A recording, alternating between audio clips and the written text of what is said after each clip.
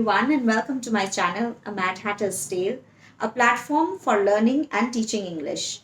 I'm a teacher, trainer, life coach, and I've been working for the last 10 years. It has been an inherent desire of mine to spread what I have learned so far in my learning and teaching experience to as many people as possible.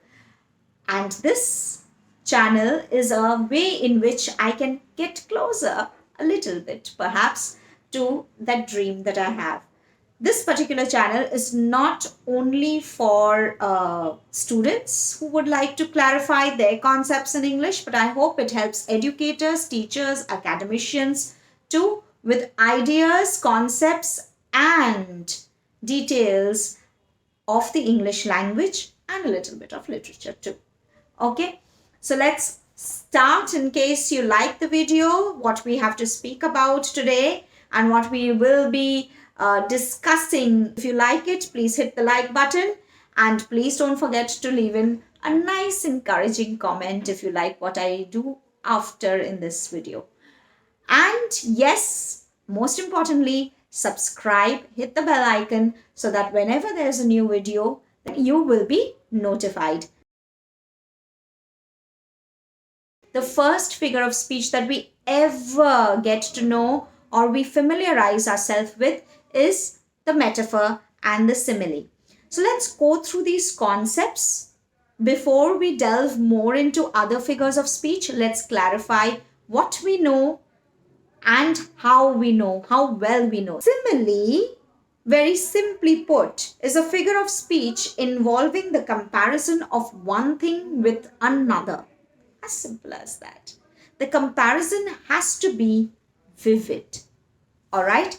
So that's the most important thing. Now, let's see the sentence that is just rolling by your screen. As simple as that. You walk as slow as a snail. So there's a comparison of the subject, that is the man. You, here is the subject. And the pace at which you walk is being compared to the pace of a snail.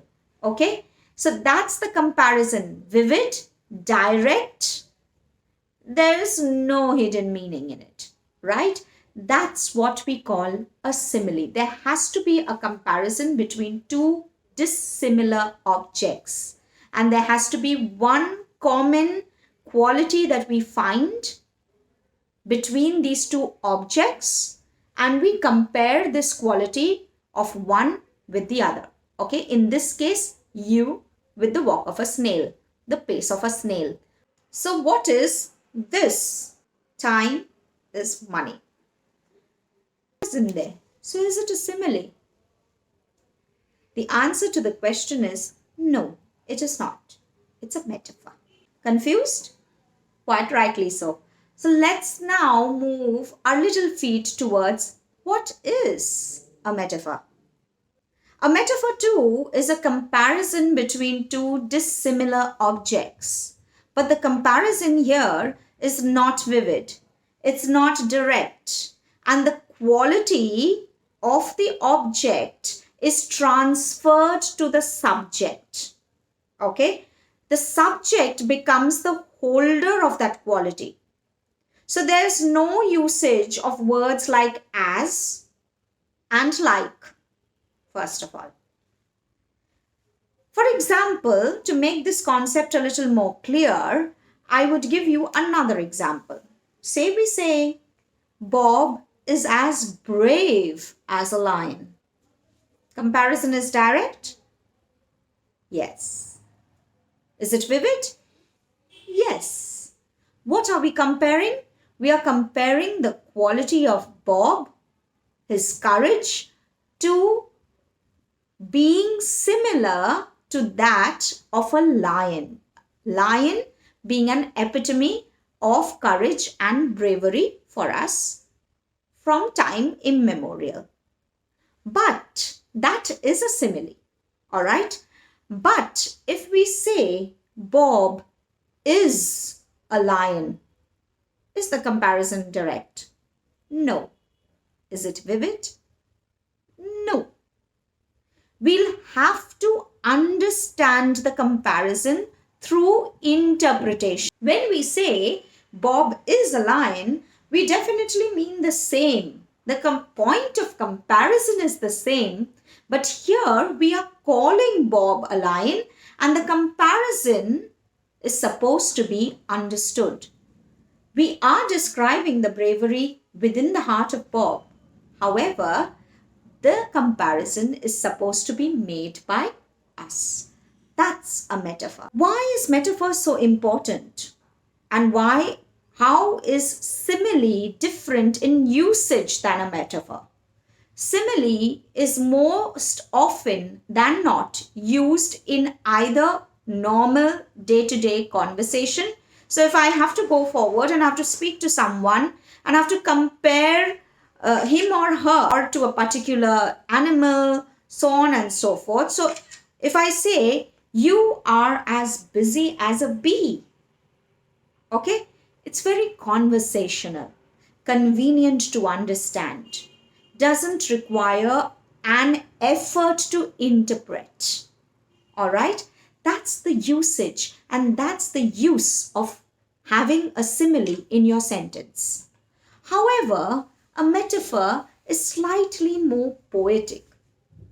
Hence, you see metaphors being used mostly in forms of poems or as part of poems. Okay, so it's also a poetic device apart from being a figure of speech, and very aptly put and used by somebody called Emily Dickinson. So if you don't know who Emily Dickinson is, you must look her up wherever your resources are and comment in the comment section where are these particular lines taken from.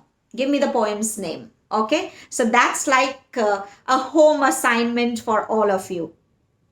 Hope is the thing with feathers that perches in the soul and sings the tune without words and never stops at all. Okay, so I expect that the teachers, if not the students, will definitely know where these particular lines have been taken from. I would like you to just put in a word about the poem or the poem's name, if you know it already, in the comments section very quickly. Don't leave yet.